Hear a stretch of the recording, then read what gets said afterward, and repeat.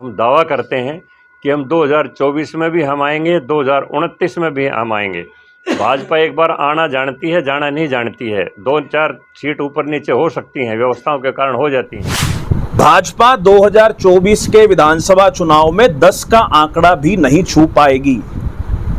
भाजपा सरकार में बैठे बड़े से बड़े मंत्री, बड़े से बड़े संतरी समेत हरियाणा के मुख्यमंत्री मनोहर लाल खट्टर का भी करनाल से सफाया करने को लोग इस बार तैयार बैठे। नहीं, एक भी सीट जेजेपी की मुझे लगता नहीं शायद किसी विधानसभा सीट पर वो जमानत भी बचा पाएंगे। सीट जीतना तो दूर की बात, हालात ऐसे हैं कि जजपा एक आधी सीट पर अपनी जमानत बचा ले तो गनीमत। आज कोई ये तो कह सकता है कि मेरे बच्चे को नौकरी नहीं मिली, लेकिन ये नहीं कह सकता कि मेरे बच्चे से कम नंबरों वाले को नौकरी मिल गई और पैसे के आधार के ऊपर नौकरी मिल गई। ये कोई नहीं कह सकता, ये चैलेंज कोई नहीं कर सकता है।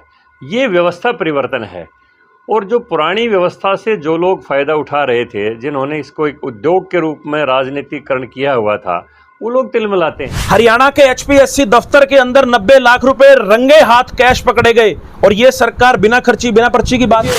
मुझे मालूम नहीं कि नायब सिंह सैनी का ऐसा कौन सा एक्सपीरियंस है उनका संगठन का, क्योंकि वो एक बार मात्र जिला अध्यक्ष रहे हैं जितनी की मेरी जानकारी है। उस व्यक्ति को प्रदेश का अध्यक्ष बनाना, जब जिस व्यक्ति की एक बार विधानसभा की टिकट भी देखिए, सोशल मीडिया का जमाना है, हर नौजवान के हाथ में, हर व्यक्ति के हाथ में फोन है। बात कहने को मैं कुछ भी कह दूंगा। आप अगर ऐसी कोई बात कर रहे हैं तो आप उनसे पूछिए ना, आप सबूत दीजिए, मैं आपको सबूत देता हूं। यूथ कांग्रेस हरियाणा के प्रदेश अध्यक्ष दिव्यांशु बुद्धिराजा पानीपत पहुंचे, जहां पर उन्होंने जेजेपी बीजेपी सरकार पर जमकर निशाना साधा। नहीं, एक भी सीट जेजेपी की मुझे लगता नहीं शायद किसी विधानसभा सीट पर वो जमानत भी बचा पाएंगे। सीट जीतना तो दूर की बात, हालात ऐसे हैं कि जजपा एक आधी सीट पर अपनी जमानत बचा ले तो गनीमत है। एक सर सवाल बहुत ज्यादा यही उठता है कि आप लोगों का संगठन बंद क्यों नहीं पा रहा है? मजबूत दिख रही है, आपकी हवा चल रही है, लेकिन संगठन पर सवाल खड़े होते हैं। सबसे पहले तो मैं आपका धन्यवाद करूंगा कि आपने सभी मीडिया के साथियों के सामने ये माना कि कांग्रेस पार्टी की इस प्रदेश के अंदर हवा चल रही है और हमारी सरकार हरियाणा के अंदर बंटे जा रही है। रही संगठन की बात, बतौर युवा कांग्रेस अध्यक्ष मैं आपके समक्ष बैठा हूं। हमारी 90 के 90 विधानसभा अध्यक्ष हैं। हमारे पास संगठन के मुताबिक 31 जिले हैं, 31 के 31 जिला अध्यक्ष हैं। प्रदेश में 50 से ज्यादा हमारे सचिव और महासचिव साथी हैं। रही मेन कांग्रेस संगठन की बात, तो बहुत ही जल्द मेन कांग्रेस संगठन बन जाएगा, क्योंकि जो काम है वो उस पर शुरू हो चुका है। अभी आपने हाल ही में देखा PCC डेलीगेट्स और AICC डेलीगेट्स की लिस्ट आई है और उसके बाद हमारा प्रदेश का नेतृत्व और हमारे प्रभारी जो दीपक बाबरिया जी हैं वो लगातार इसको लेकर प्रयासरत हैं और मुझे उम्मीद है कि संगठन लेकर ही इस बार कांग्रेस चुनावी मैदान के अंदर जाएगी। एक और ये भी सवाल उठता है, आपके नेता अलग-अलग बयान देते हैं, वो कब एकजुट नजर आएंगे? कांग्रेस पार्टी पूर्ण रूप से एकजुट है जी।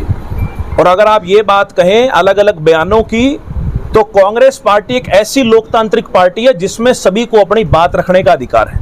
लेकिन जहां भाजपा के कुशासन की बात है, भाजपा से लोगों को छुटकारा देने की बात है, तो उस संदर्भ में कांग्रेस पार्टी के सभी नेता एकजुट हैं और अच्छे तरीके से इस बार हम चुनाव लड़ेंगे, लोकसभा का चुनाव भी और विधानसभा का चुनाव। और इस बार पूर्ण बहुमत से हरियाणा के अंदर कांग्रेस की सरकार प्रदेश नेतृत्व के उसमें आ रही है। लास्ट सवाल हो गया सर, बीजेपी ने नायब सैनी को प्रदेश अध्यक्ष बना दिया, जबकि 4 साल तक ओम प्रकाश धनखड़ को रखा, तो इसको क्या मानते हैं आप? ओबीसी के प्रति सम्मान या कोई रणनीति मानते हो कि क्या, इस पे क्या?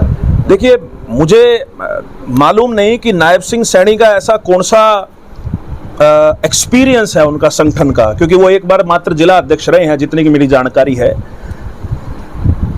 उस व्यक्ति को प्रदेश का अध्यक्ष बनाना, जब जिस व्यक्ति की एक बार विधानसभा की टिकट भी कट रही थी और इस बार चर्चाएं तो ऐसी थी कि नायब सिंह सैनी जी को शायद कुरुक्षेत्र की लोकसभा की टिकट लेने के भी लाले पड़ रहे थे। सिर्फ आपसी गुटबाजी जो भाजपा के अंदर कहीं ना कहीं चल रही थी, उसकी वजह से कहीं ना कहीं एक मजबूरन फैसला जो भाजपा के नेतृत्व ने लिया है मेरी तो शुभकामनाएं हैं, नए अध्यक्ष बने हैं, पार्टी की तरफ से मैं उन्हें शुभकामनाएं देता हूं। कितनी सीटों का अनुमान है सर कांग्रेस का आपके साथ? इससे भाजपा 75 पार बोलते हैं। भाजपा का 75 पार 2019 में फुस हो चुका है।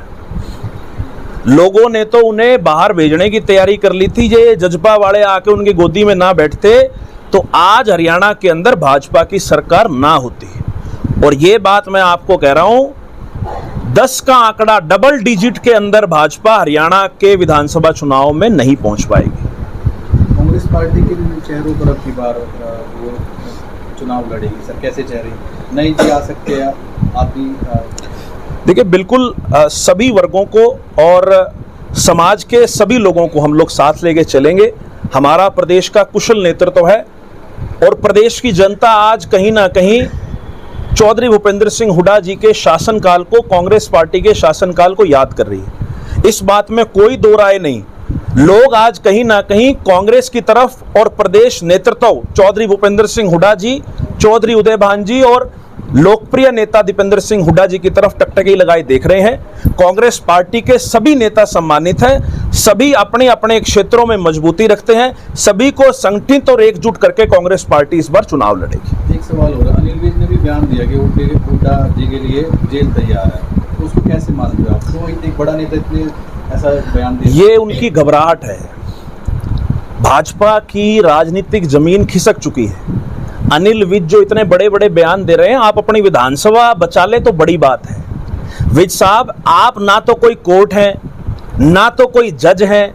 किस बिहाफ पे प्रदेश का गृह मंत्री ये बात कह रहा है, इससे आप ये समझिए कि कहीं ना कहीं वो लोग हुड्डा साहब की लोकप्रियता से घबराए हुए हैं। उन्हें पता है कि हुड्डा साहब की इस प्रदेश के अंदर आंधी चल रही है, कांग्रेस पार्टी की इस प्रदेश के अंदर आंधी चल रही है। वो बौखलाहट के अंदर इस प्रकार के बयान प्रदेश के गृह मंत्री दे रहे हैं। बूथ स्तर पर युवाओं की क्या कुछ भागीदारी इस बार होने वाली है कांग्रेस पार्टी? देखिए, इस अभियान में एक तो ये 7 मुद्दे जो मैंने आपके सामने जिक्र किए, उसके अलावा बूथ स्तर पर पार्टी को मजबूत करने के लिए हमने एक ऐप का निर्माण किया है, बूथ जोड़ो यूथ जोड़ो। उस ऐप के माध्यम से हम लोगों का ये टारगेट है कि लोकसभा चुनाव से पहले प्रत्येक बूथ पर 5 कम से कम एक्टिव सक्रिय नौजवानों को अपनी पार्टी के साथ जोड़कर उन्हें जिम्मेवारी दी जाएगी। और इस बार जो हरियाणा युवा कांग्रेस की इकाई है, हमने ये फैसला लिया है कि 2024 के लोकसभा और विधानसभा चुनाव में प्रत्येक विधानसभा पे कम से कम 1000, क्योंकि 200 बूथ एवरेज है एक विधानसभा में, 200 गुणा 5, 1000 आदमियों की, 1000 युवा कांग्रेस की फौज प्रत्येक उस व्यक्ति को देने का काम करेंगे जो पार्टी के सिंबल पर चुनाव लड़ेगा।